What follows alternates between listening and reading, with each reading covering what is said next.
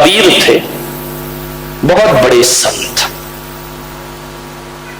उनके जीवन में बड़ा आनंद था। पति पत्नी साथ रहते थे, लेकिन कबीर के घर में कभी झगड़े नहीं हुआ करते थे। पड़ोस वाले हैरान हो गए, ऐसा तो कोई घर नहीं होगा जहां पति पत्नी झगड़ा नहीं करें। लड़ाई तो होती होगी बिना सिर पैर की, लेकिन लड़ाई तो होगी ना।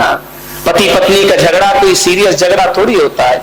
एक बार क्या हुआ, पति पत्नी में झगड़ा हो गया, दोनों तलाक लेने पहुंच गए मजिस्ट्रेट के पास। मजिस्ट्रेट ने कहा भाई पति पत्नी एक बार और सोच लो, ये झगड़ा मत करो, एक हो जाओ दोनों। बोले नहीं नहीं, अब तो तलाक होगी, चाहे कुछ भी हो जाए, अब हम साथ नहीं रहेंगे। अरे तो मजिस्ट्रेट ने कहा थोड़ा और सोच लो, तलाक मत लो। बोले नहीं, तलाक दीजिए, मैं इस आदमी के साथ एक पल भी नहीं रह सकती हो। तो मजिस्ट्रेट ने कहा फिर ऐसा करो, तुम्हारी संपदा का आधा आधा बंटवारा कर लेते हैं, आधा पत्नी को दे दो, आधा तुम ले लो। बोले ठीक है, बांट दो। सारी संपदा बट गई। लड़का एक ही था, बोले इसको कैसे बांटे, आधा आधा कैसे करे कि आधा लड़का तू ले ले, आधा लड़का तू ले ले। पति ने पत्नी को देखा, पत्नी ने पति को देखा। बोले यार ये तो बड़ी समस्या खड़ी हो गई कि लड़का एक है, बंटवारा बराबर से नहीं होगा। पत्नी ने पति का हाथ पकड़ा, बोले चल घर। बोले क्यों? बोले अगले साल आएंगे। ऐसा तो पति पत्नी का झगड़ा। अब एक साल और निभाएंगे, एक और हो जाने दो, बराबर का बंटवारा होना चाहिए। तो पति पत्नी के झगड़ों में ज्यादा सीरियस मत होना। ये तो लड़ते भी हैं और मिलते भी हैं, चलते रहता है इनका। विचार करिए आप, ऐसा कोई घर नहीं है जिस घर में पति पत्नी में झगड़े ना हो। सब जगह झगड़े होते हैं। कबीर के घर में ऐसा नहीं था। बरसों से कबीर अपनी पत्नी के साथ रहता था, लेकिन कबीर ने कभी झगड़ा नहीं किया, पत्नी ने कभी झगड़ा नहीं किया।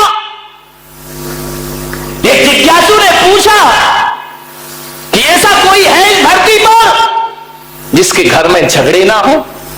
तो कहा कबीर का घर ऐसा है जहां पति पत्नी कभी नहीं लड़ा करते हैं। जिज्ञासु ने कहा मैं चल के देखता हूं। जैसे ही पहुंचे कबीर के झोपड़े में, कबीर रुई धुनक रहे थे। कबीर से जुलाहा रुई धुनक रहे हैं। जाके जिज्ञासु ने पूछा कि कबीर जी, हमने सुना है कि आप पति पत्नी में कभी झगड़े नहीं होते। कबीर ने कहा यार लड़ने की क्या बात है, मुझ में राम, तुझ में राम, सब में राम समाया है। कर लो सभी से प्यार, यहां पे कोई नहीं पराया है। सब में तो राम है, लड़ना क्यों? बोली नहीं कबीर, कारण बताओ कि तुम दोनों में झगड़े क्यों नहीं होते? अरे झगड़े तो भाई भाई में हो जाते हैं, भाई बहन में हो जाते हैं, मां बेटे में झगड़े हो जाते हैं, आप दोनों में झगड़े नहीं होते? बोले नहीं, हम लोग कभी नहीं लड़ते हैं। कबीर से पूछा वो मंत्र बताओ कि हम भी अपने घर में ना झगड़े। कबीर ने कहा कि बैठो, आए हो, स्वागत है, बैठो मेरी कुटिया में। कबीर ने अपनी पत्नी को आदेश किया कि अरे भाग्यवान, सुनती है? दोपहर के 12 बज रहे थे। कबीर ने कहा लालटेन जला के ला। पत्नी आई, लालटेन जलाई और रख दी। जिज्ञासु ने कहा पागल है क्या ये, इसीलिए झगड़े नहीं होते? लगता है कबीर तो पागल है ही, कि पत्नी महापागल है। दोपहर को 12 बजे आंगन में, खुले आंगन में इतनी धूप में लालटेन मंगा रहा है, और पत्नी ने लालटेन लाके रख दी। उसने पूछा भी नहीं कि लालटेन का क्या करोगे। लाई और लालटेन रख के पत्नी चुपचाप चली गई। कबीर ने कहा उत्तर मिल गया। अरे उत्तर, पागल लग रहे हो दोनों, पागल। कबीर ने कहा पागल ही समझो। कबीर ने कहा ठहर, अभी उत्तर नहीं मिला तुझे।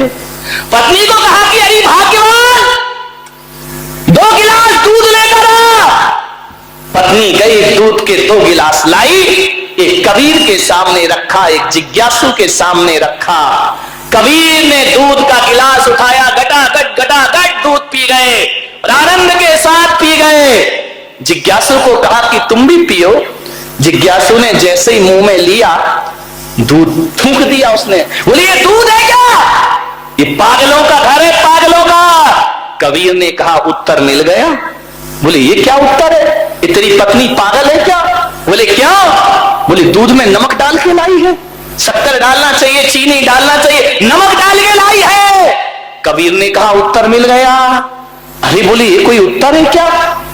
कबीर ने कहा तो सुन, जाते जाते उत्तर सुन के जा। हम दोनों पति पत्नी के बीच में प्रेम है, ध्यान रखना।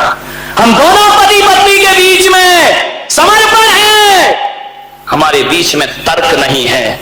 जब मैंने 12 बजे दिन में उससे लालटेन लाने को कहा तो पत्नी ने कोई प्रश्न नहीं किया, चुपचाप लालटेन रख के चली गई।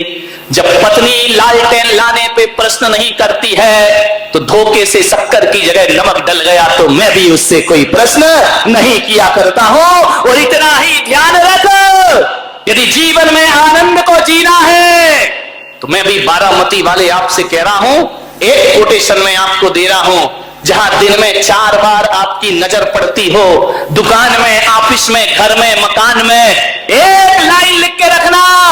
जहां दिन में 1000 बार देखते हो वहां लिख के रखना, जहां समर्पण है वहां स्वर्ग है, और जहां तर्क है वहां नरक है। ध्यान रखिए, जहां समर्पण है वहां स्वर्ग है, और जहां तर्क है वहां समर्पण से बड़ा सुख जीवन में कुछ नहीं हुआ करता है। जीवन में आनंद को बटोरना है, समर्पण होना चाहिए।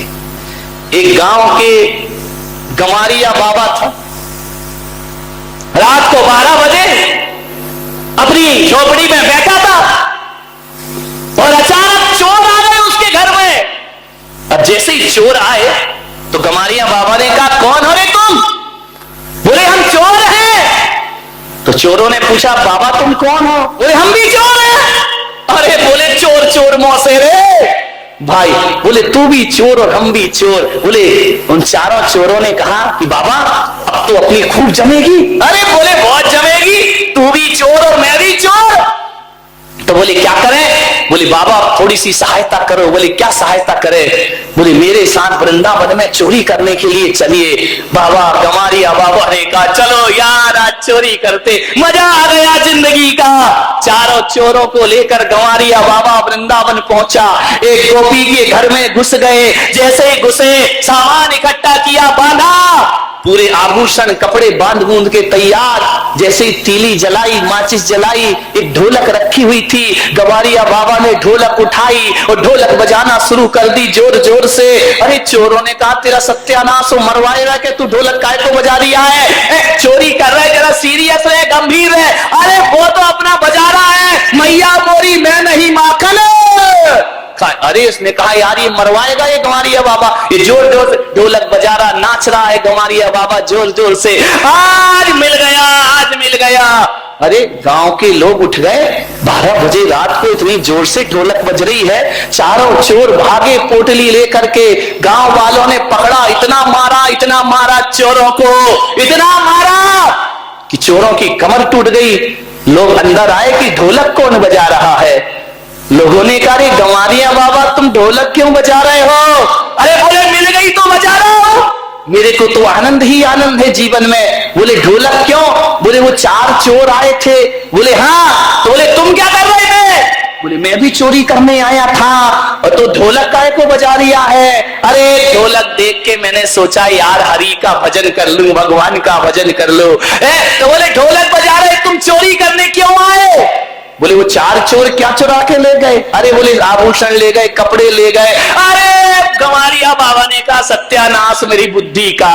रात को 12 बजे 4 चोर आए तो मैं समझा कि वृंदावन में चोरी को कह रहे हैं तो शायद माखन चोर आया होगा, इसलिए मैं उन चोरों में शामिल हो गया। ध्यान रखना, मैं तो माखन चुराने आया था कि हरि की कृपा बरस गई। हरि आए हैं और कह रहे हैं कि चलो बाबा माखन चुराने चलते हैं। ध्यान रखिए मान्यवर, सोचिए ये आनंद है जीवन का। उदासी जिन चेहरों का श्रृंगार करती है, उदासी जिन चेहरों का श्रृंगार करती है, मक्खी भी उन पर बैठने से इनकार करती है। ध्यान रखिए।